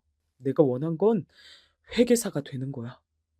약혼자는 어느 날 뜬금없이 회계사가 되겠다는 얘기를 꺼냈습니다. 표정을 보니까 장난을 하는 건 아니었고, 심지어 그 꿈을 자기가 꾸게 된 게 아니라 원래 속에 간직하고 있었던 것이라고 말을 했어요. 현실과 타협해서 우선은 직장 생활을 하고는 있었지만 회계사가 되고 싶다는 생각이 자꾸만 커져갔다고 하더라고요. 성현아, 너 우리나라에서 사자 직업이 얼마나 대우받고 뭐 잘 먹히는지 알지? 이건 IQ 두 자리인 사람이라도 아는 사실이야. 사자 직업이 최고란 거. 근데 회계사를 봐. 사자 직업이잖아. 게다가 전문적이고 지적인 냄새가 솔솔 풍기기론 다른 사자 직업들 안 부러워. 내가 회계사 되잖아? 그럼 내 여자친구인 너도 덩달아 대박 치는 거야. 인생 대박. 와. 얘기만 들어도 진짜 대박인 것 같다. 그럼 당장 회계사 해. 일반 직장 때려쳐. 그거 매일매일 지옥 같다면서. 잘 됐네. 미련 없이 그만둘 수 있잖아. 지옥 같다는 소리까진 아니었고, 암튼 나 직장 그만두고 회계사 될 준비하는 거 성현이 너도 찬성이란 소리지? 고마워. 대박인 걸 굳이 내가 찬성 안 할 이유라도 있을까? 회계사 되는 거 너무 멋진 것 같은데? 제가 신이 나서 맞장구를 쳐주자 약혼자의 표정이 오모하게 변했었죠. 전 그제서야 눈치를 챘던 겁니다. 왜 약혼자가 제 앞에서 그런 얘기를 꺼냈는지 말입니다. 아, 회계사란 거 그냥 되는 게 아니구나. 그치? 맞아. 단단히 준비를 한 끝내 될 수 있는 게 회계사야. 아무나 되고 싶다고 해서 될 수 있는 게 아니야. 그니까 어설픈 자세로는 안 되고 내 모든 걸 걸고 준비를 해야 되기 때문에 당연히 직장도 그만둘 거고 다른 돈 버는 일도 못할 것 같아. 그저 회계사 되는 것에만 몰두를 하며 매달려야 할 텐데 그러는 동안에 성현이 네가 나 좀 먹여 살려줄 수 있을까? 내 내가? 한마디로 그럼 회계사 될 때까지 내가 뒷바라지를 해야 된다는 거네? 일단 내가 어느 정도 모은 것도 있는데다가 네가 내 생각보다 옷가게에서 돈도 잘 벌고 있으니까 별로 문제는 없을 거야. 문제가 있고 말고를 왜 그쪽에서 판단을 한 걸까요? 뒷바라지를 하게 된 입장인 제 쪽에서 판단을 하는 게 맞는 것인데요. 일단 고민이 됐습니다. 약혼자를 그 이전부터 알긴 했으나 사귄 건 이제 반년째였어요. 오래 만난 것도 아니고 결혼하기로 한 사이도 아닌데 제가 이런 소리나 듣고 있어야 되는 게 맞나 싶었습니다. 제가 그런 고민에 빠져 있단 걸 눈치챘는지 이튿날 약혼자는 또 간절하게 부탁을 해왔어요. 회계사가 되는 건 내 일생 일대의 꿈이었어. 더 지체를 하다간 평생 후회하고 살 것 같아서 그래. 회계사가 돼서 떵떵거리면서 돈도 많이 벌고 어깨에 힘 빡 주고 다니면서 고개 치켜들고 다니는 멋진 내 모습 너도 보고 싶지 않아? 우리 비록 길게 만난 사이는 아니지만 누구보다 진지한 관계잖아. 우리 암묵적으로 결혼 바라보고 나아가는 사이인 거 맞지? 갑자기 결혼이란 두 글자가 제 귀에 꽂히더라고요. 고학력자인 약혼자가 사차 직업까지 달게 되면 그 결혼 저희 집안에서 쌍수를 들고 환영할 게 뻔했습니다. 연로해지신 친할머니의 입을 기쁨으로 찢어지게 만들어 드릴 수 있을지도 모른다는 생각이 들었어요. 다들 똑같이 장사를 하면서 사는 것도 기가 막히지만 결혼할 짝도 꼭 자기 수준 같은 사람만 만나서 결혼한다며 그 점이 어처구니 없다고 말씀하시던 분이었으니까요. 제가 이런 결혼을 한다면 너무나도 행복해 하실 것이 분명했습니다. 아, 그래. 내가 공부 쪽으로 머리가 안 타고났기 때문에 잘 알고 있잖아? 회계사인지 뭔지 아는 전문 직종에 도전하는 거. 누구는 돈을 억만금씩 지원해주면서 하라고 해도 못할 짓이야. 머리가 안 따라주는데 어떻게 도전하겠어? 공부가 체질에 안 맞는데. 암만 사짜 직업을 달고 싶은 뭐래. 근데 나랑 결혼하겠다는 남자가 회계사에 스스로 도전하겠다는데 이걸 내가 뒷바라지 해주면 결국 나한테 좋은 일이 될 거야. 나라는 인재가 하나 더 생기는 거고 우리 집안엔 엘리트 하나가 입성하는 거고 이게 바로 누이 좋고 매부 좋은 일이네. 이런 식으로 생각을 마친 전 결심했습니다. 약혼자의 뒷바라지 까짓 거 제가 해주기로 했어요. 그러자 약혼자는 무척이나 기뻐하면서 감동으로 눈물까지 글썽거렸습니다. 회계사에 모든 걸 걸고 도전은 하고 싶은데 현실적으로 상황이 안 따라주니까 망설여야만 하는 자기가 슬펐다고 합니다. 그런데 절 만나 이런 기회를 얻게 됐으니 자기는 행운아라고 표현을 하더군요. 성윤아, 네가 각종 진상 손님 비 맞춰가면서 힘들게 한 푼 두 푼 버는 돈 내가 절대 헛되이 쓰지 않을 거야. 낭비되는 일 없을 거야. 내가 열심히 공부할게. 나 믿어줘서 고마워. 약혼자는 감동이 차오른 채로 다니던 직장에 사표를 냈습니다. 회계사 도전을 위해 그만둔다고 동네방네 소문을 다 냈더라고요. 그걸 보면서 정말 자신 있나 보구나. 전 이 정도로만 생각했었죠. 제가 한 푼 두 푼 힘들게 버는 건 맞지만 한 푼 두 푼만 있을 정도로 주머니 사정이 절대 궁핍하지 않다는 얘긴 굳이 안 꺼냈습니다. 저희 집안에 돈 잘 버는 사람들은 꽤 널린 편이었어요. 공통점이 있다면 죽이 되든 밥이 되든 젊은 나이부터 이르게 도전해서 부딪혀 본다는 점이었죠. 그래서 많은 시행착오들을 겪었다는 걸 전 잘 알고 있었습니다. 가장 흔한 시행착오가 돈 얘기를 괜히 주변에 떠들었다가 한 푼 줍쇼란 소리를 듣게 되어서 시달리고 인간관계 망치고 상처받고 그런 경우였습니다. 그래서 집안 밖에서 돈 얘기를 하는 경우는 신중했죠. 젊을수록 그래야 한다고 배웠습니다. 주변에 치기 어린 마음으로 시기 질투를 하는 사람들이 더 많으니까요. 그런 걸 잘 인지하고 있었던 전 약혼자에게 저희 집안에 이런 가풍을 입 한 번 벙긋한 적이 없었어요. 그래서 약혼자는 제가 서울에서 혼자 친정 부모님의 원조를 받아 자취를 하고 있으며 친정 부모님을 비롯한 대부분의 친척들은 시골 생활을 하고 있고 제가 워낙 경제관념이 투철해서 열심히 벌어 저축을 하며 돈 걱정 없이 살고는 있지만 부자와는 거리가 멀다고 여기고 있었습니다. 딱 그 정도로만 멋대로 생각해 주는 게 오히려 제 입장에선 나았기에 그냥 두었던 것이고요. 솔직히 말해서 회계사의 히읗자도 몰랐던 제가 얼떨결에 회계사가 되겠다는 약혼자를 뒷바라지해 주게 된 지 대략 6개월 정도가 흘렀을 때였습니다. 제가 일하는 옷가게에 불쑥 고함을 지르며 등장한 여자가 있었어요. 우리 진혁이 오빠한테 꼬리친 기집애가 여기서 어떤 기집애야? 손님들이 놀라서 웅성거렸고 전 머쓱하게 그쪽으로 다가가 혹시 찾는 기집애가 저인지 확인해 들어갔습니다. 제 남자친구 이름이긴 한데 무슨 일로 이런 난리를 치시는 거죠? 누구세요? 아, 꼬리친 기집애가 바로 너야? 그, 근데 나이가 좀 있는 것 같네? 전 진혁이랑 동갑인데요. 그쪽은 진혁이를 오빠라고 하는 걸 봐서 저보다 어리신 것 같네요. 반말하지 마세요. 목을 접어버리는 수가 있어요. 와, 말하는 거 대박이다. 옷가게에서 일을 해서 그런가 기센 거 장난 아니네? 저기요, 기가 세든 말든 남의 남자한테 꼬리치시면 안 되죠. 진혁이 오빠랑 잘 돼가고 있었는데 그쪽이 꼬리치시는 바람에 뺏겼잖아요. 무슨 개소리지? 어디서 지령이라도 받고 왔어요? 진혁이랑 제가 사귄 지 이제 1년 정도 됐는데 뭔 상황인지 이해가 안 되네요. 거짓말하지 마세요. 이제 1인 된 거 아니에요? 저한테 진혁이 오빠 뺏어가서 사귄 지 얼마 안 됐잖아요. 남의 사업장에서 자꾸 소리 지르면 입을 쳐버릴 거예요. 저쪽 구석탱이로 따라오세요. 어떻게 된 일인지 상세히 들어야겠으니까요. 기껏해야 20대 중반도 안 될 것 같은 여자를 데리고 휴식 공간으로 가서 얘기를 들었습니다. 조용한 곳에서 1대1로 있으니까 상대방이 무척 얌전해지더군요. 어리단 게 보였습니다. 그래서 이런 어린 친구가 대체 저의 약혼자와 무슨 접점이 있어서 이러는지 궁금해졌고요.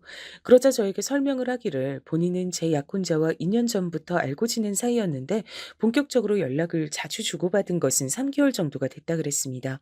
여자 쪽에는 제 약혼자와 당연히 사귀게 된 것으로 생각이 들어서 우리 사귀는 거 맞지? 라고 물어보자 제 약혼자가 갑자기 연락을 끊었단 거예요. 답답해진 여자가 어떻게든 제 약혼자와 다시 연락을 해냈고 다른 여자가 생겨서 너와는 사귈 수 없다는 대답을 들었다고 합니다. 여자 입장에선 갑자기 나타난 제가 약혼자를 채워간 것으로 느껴졌던 거예요. 다른 여자가 생겼단 게 거짓말이 아니라면 그 여자가 어디 있는지 알려달라고 난리를 쳤고 그러면서 제가 일하는 곳을 알아냈다고 하는 겁니다. 왠지 예전에도 한번 옷가게로 찾아온 적이 있었던 다른 여자의 일화가 떠올라서 머리가 다 아프더라고요. 설마 하니 제 약혼자가 이런 쪽으로 상습범인가 싶어졌어요.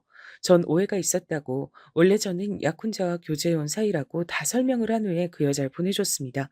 그 여자는 훌쩍이면서 떠났고요. 약혼자에게 열받아서 연락했더니 지금은 열심히 코피 흘리며 공부 중이라 곤란하다 그랬습니다. 다른 여자들 만나느라 코피 흘리는 건 아니고 개수작 부리지 말고 솔직하게 털어놓는 게 좋을 거야. 저녁에 찾아갈 테니까 딱 기다려. 제가 이를 갈며 말하자 약혼자가 놀랐는지 히익 하는 소리를 내더군요. 그러거나 말거나 정말로 가만히 안 둘 작정이었습니다. 근데 퇴근을 앞둔 절 찾아온 사람이 있었어요. 그 사람은 바로 약혼자의 모친이었습니다. 즉 저에겐 예비 시모 정도로 표현을 하는 게 가장 나을 법한 분이었죠.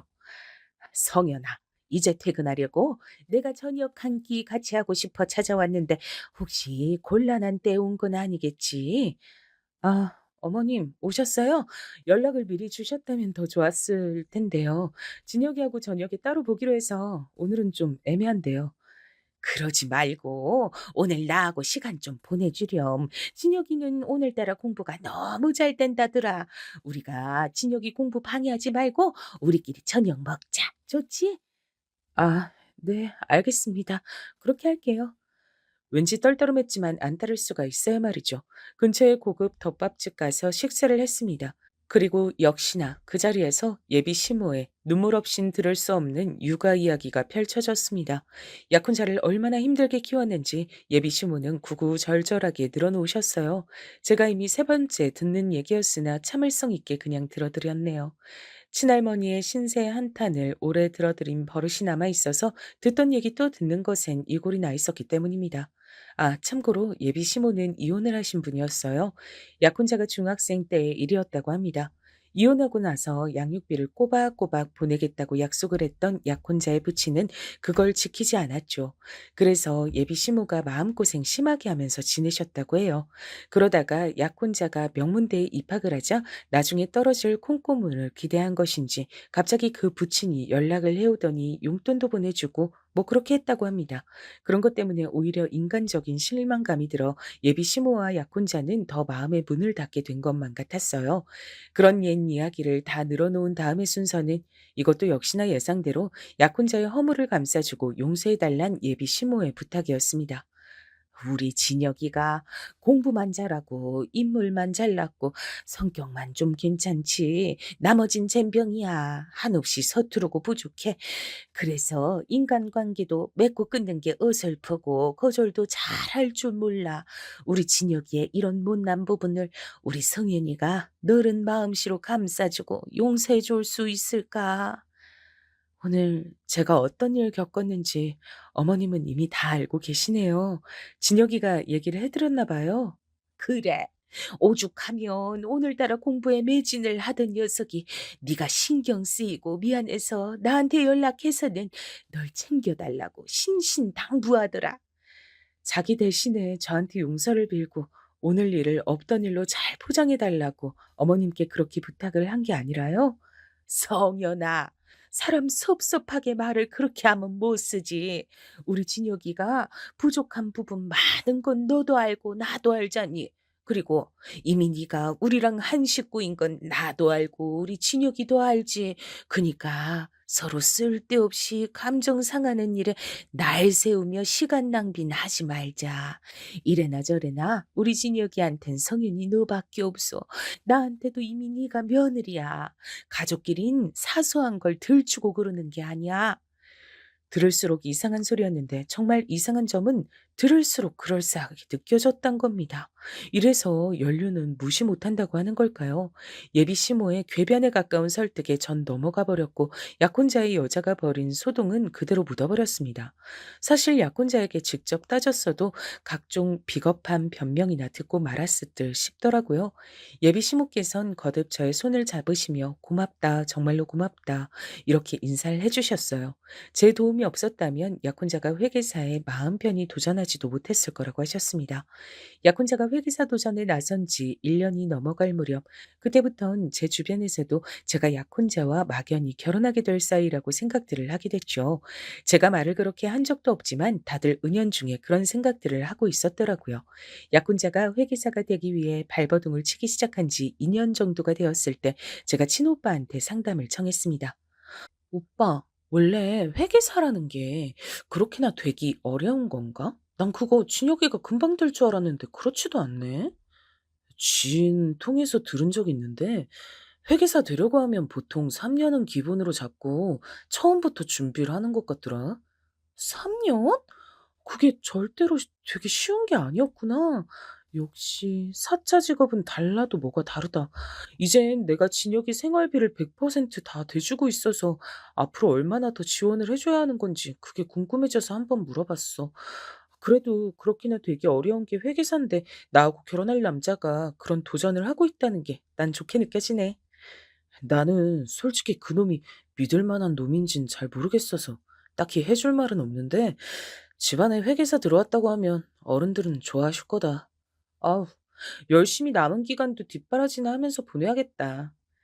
제 막연했던 예상보다 되게 어려운 것이 회계사였어요. 공부와 크게 연이 없는 저로선 새삼 약혼자가 신기하게 느껴졌고 필요하다는 게 있으면 아끼지 않고 지원을 해줬습니다. 그리고 약혼자가 회계사의 길을 위해 노력한 지 3년째가 됐을 무렵부턴 아예 제 자취방에서 같이 살았죠.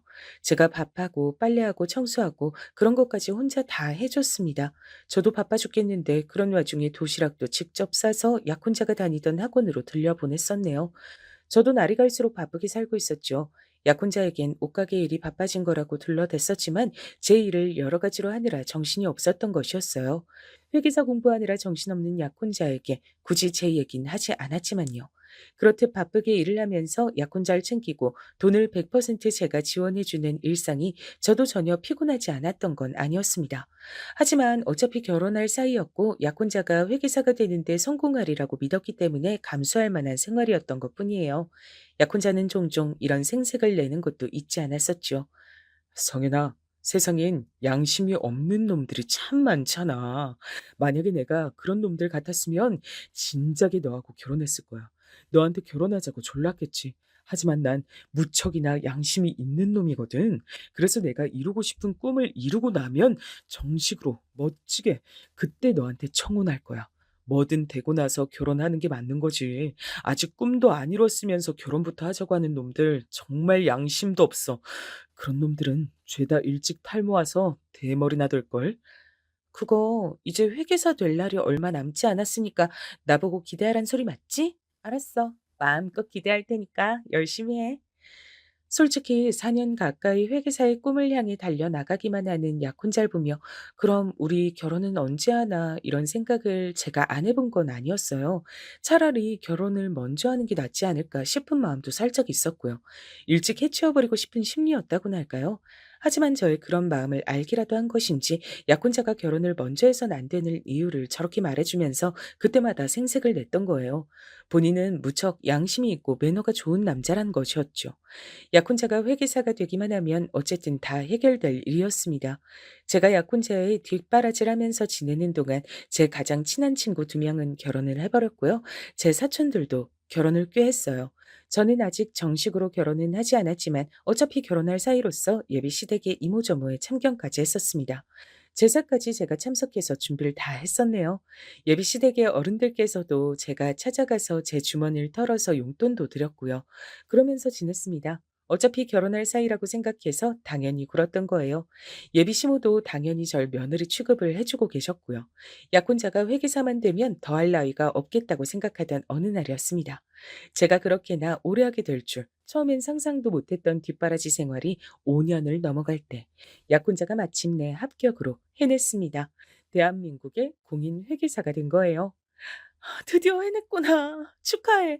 그동안 고생 많았어. 말로만 회계사, 회계사 거리다가 정말로 회계사가 된 모습 보니까 자랑스럽고 멋지다. 최고야. 성윤아, 이게 다 네 덕분이란 생각이 든다. 내가 지난 5년 동안 땡전 한 푼 안 벌면서 전혀 어려움 없이 생활하면서 회계사 공부에 매진할 수 있었던 거 전부 성현이 너의 노력이고 헌신이었단 거 내가 다 알고 있어. 정말 고마워. 역시 너란 여자를 선택한 나의 눈은 틀리지 않은 거였어. 제 앞에서 기쁨의 눈물을 글썽거리는 약혼자의 모습이 처음 만났을 때보다 어느새 나이가 들어 있었단 게 보였고 그에 발맞춰서 저도 나이가 들어 있었단 게 실감이 들어서 정말 기분이 묘했던 것 같아요. 함께 5년이 넘는 시간을 보내며 그만큼 성숙해졌고 나이가 들었더군요. 어느새 저에게도 약혼자는 없어서는 안 될 존재가 된 지 오래였고 이제 당연하게 결혼할 순서만이 남아 있었습니다. 제 약혼자가 회계사가 되었다는 소식을 접한 친정 부모님은 무척 행복해 하셨어요. 근데 친오빠는 신중한 반응을 보였습니다. 집안에 다른 어른들께는 결혼식 날짜 잡히고 나서 말씀드리는 게 좋겠다. 왜? 드디어 회계사가 됐는데. 오빠, 사짜 직업이잖아. 전문직, 회계사. 얼른 동네방네 자랑하는 게 낫지 않겠어? 내 주변에 기혼 친구들이 가득하잖아. 그래서 알기 때문에 하는 소리야. 식장 들어가기 전까진 정말 모르는 법이더라. 조심하고 신중해서 나쁠 건 없어. 전 친오빠가 제 약혼자를 질투해서 괜히 저러는 거라고 생각했었어요. 하지만 대충 장단을 맞춰줘야 할 것 같아 알았다, 크게 말 안 하고 다니겠다 했던 겁니다. 집안의 다른 어른들께도 구태여 일찍 알리지 않았었죠. 이게 설마 신의 한 수로 돌아올 줄은 꿈에도 모르고 그랬었지만요. 당당하게 회계사가 된 약혼자는 얼마 후 제 자취방에서 나가겠다고 했어요. 결혼하기 전에 예비 시모에게 효도하면서 모자가 오붓하게 둘이 지내보고 싶다 그랬습니다. 전 당연히 흔쾌한 마음으로 그러라 그랬죠. 근데 난 언제 초대해 줄 거야? 나도 거기 가서 밥 한 끼 같이 먹고 싶은데. 도통 나한텐 오란 소리를 안 하네. 어머님도 아무 말씀 없으시고. 성현아, 그건 내가 좀 정신이 없어서 그래. 회계사가 얼마나 바쁜지 너도 알지? 아니? 모르는데? 내가 그걸 어떻게 알아? 아휴, 이런 데서 수준 차이가 확 나네. 별 수 없나 보다. 암튼 난 바쁘고 요새 우리 엄마도 친구분들하고 모임이 많으셔서 너한테 연락할 새가 없다. 나중에 자리 한번 만들게. 됐지? 되기는 뭐가 됐냐고 따지고 싶었는데 약혼자가 많이 바쁜지 연락을 휙 끊어버렸어요. 저한테 수준 차이를 운운한 의미가 뭐였냐고 사실은 이거부터 묻고 싶었죠. 약혼자는 회계사가 된 이후로 저한테서 먼 사람이 된 것만 같았습니다. 연락도 잘 안 됐고요. 바쁘단 말을 입에 달고 살았죠. 예비 시모 쪽도 마찬가지였어요. 전 회계사가 되기 전까지만 해도 저에게 매달리며 저밖에 없다고 말을 하면서 늘 고마워하던 모자는 대체 어디로 증발했나 싶었습니다. 제가 참다 참다가 약혼자를 찾아갔어요. 일하는 곳을 알아내서 그 앞으로요. 그랬더니 절 발견하고 화들짝 놀라면서 슬쩍 피하는 거예요. 왜 날 피해? 왜 못 본 척 지나가려고 했어? 성현아, 연락도 없이 막 찾아오면 어떡하냐, 사람 곤란하게. 연락했잖아, 수도 없이. 근데 안 받는 걸 어떡하라고? 받아도 바쁘다는 한마디만 남기고 끊는데 그 앞에서 나보고 어떡하란 거야? 아무리 그래도 여길 찾아온 건 네가 너무했다. 창피하잖아. 나 쪽팔릴 건 생각도 안 해주나 봐. 쪽팔려? 너는 내가 설마 쪽팔리단 거야? 왜? 네가 끌고 온 차를 봐. 구형 마티즈. 저게 언제적 차인데 아직도 끌고 다녀? 전문직 여성들과는 거리가 아주 먼 편한 차림새도 그렇고 아우 진짜 여러모로 한숨만 나온다. 한숨만 나와. 와, 그때부터 제 뒤통수가 얼얼해지더라고요. 절 향해서 그렇게 말을 하는 것도 어이가 없었는데 더 중요했던 건 저를 위아래로 훑어보던 바로 그 눈빛이었습니다. 부끄럽고 딱한 것을 바라보는 듯한 시선이었죠.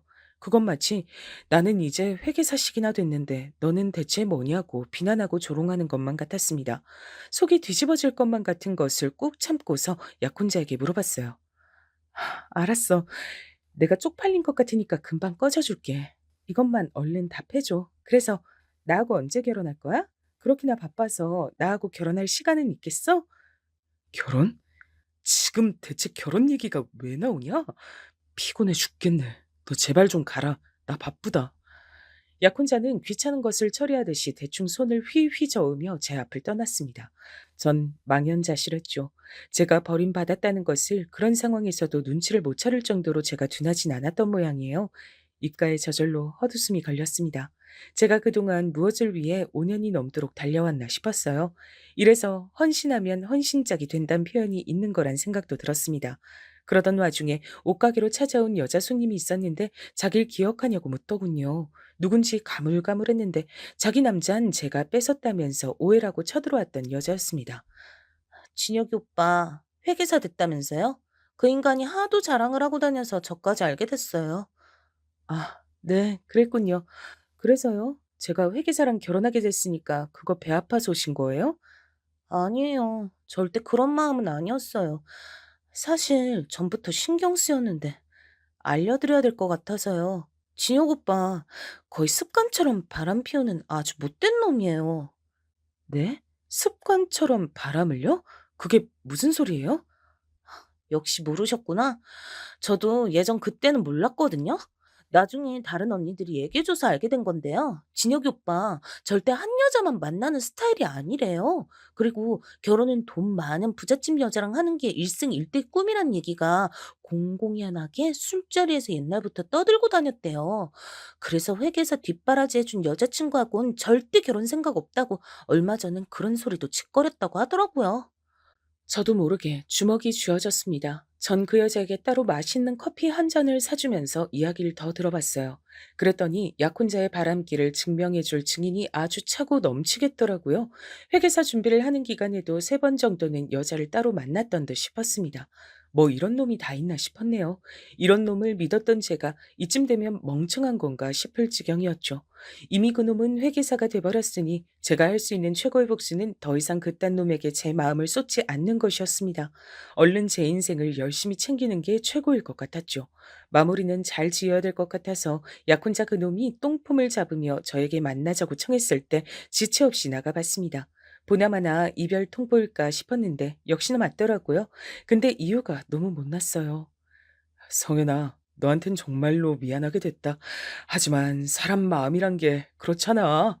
진짜 사랑이 아니면 결혼할 수가 없는 거잖아. 내 마음이 이젠 네가 아니라고 외치는데 내가 뭘 어쩌겠어. 그 외침 무시하고 그냥 나랑 결혼하면 되잖아. 왜? 그건 못하겠어? 내가 원체 청력이 좋아. 그래서 내 마음의 외침이 무시가 안 되네. 미안하다. 네, 사촌 언니가 예전에 해준 말이 생각난다. 잘생긴 놈들은 만나보면 얼굴값에서 짜증나는데 그래도 못생긴 놈들보단 낫대. 왜냐면 못생긴 놈들은 꼴값을 떨거든. 그게 딱 네 얘기야. 꼴값 떨고 있네, 이 비겁한 놈아. 나한테 지원받은 거나 토해내고 그런 말을 해. 사랑으로 지원해준 걸 왜 이제 와서 값을 따져? 너 정말 너무한다. 그리고 이건 내 뜻만이 아니야. 우리 엄마가 너랑 헤어지래. 너랑은 이제 급이 안 맞는데. 그럼 내가 어머님을 설득할까? 그럼 되겠어? 아니, 안 돼. 사실은 나 결혼하기로 했다. 너 말고 다른 여자랑.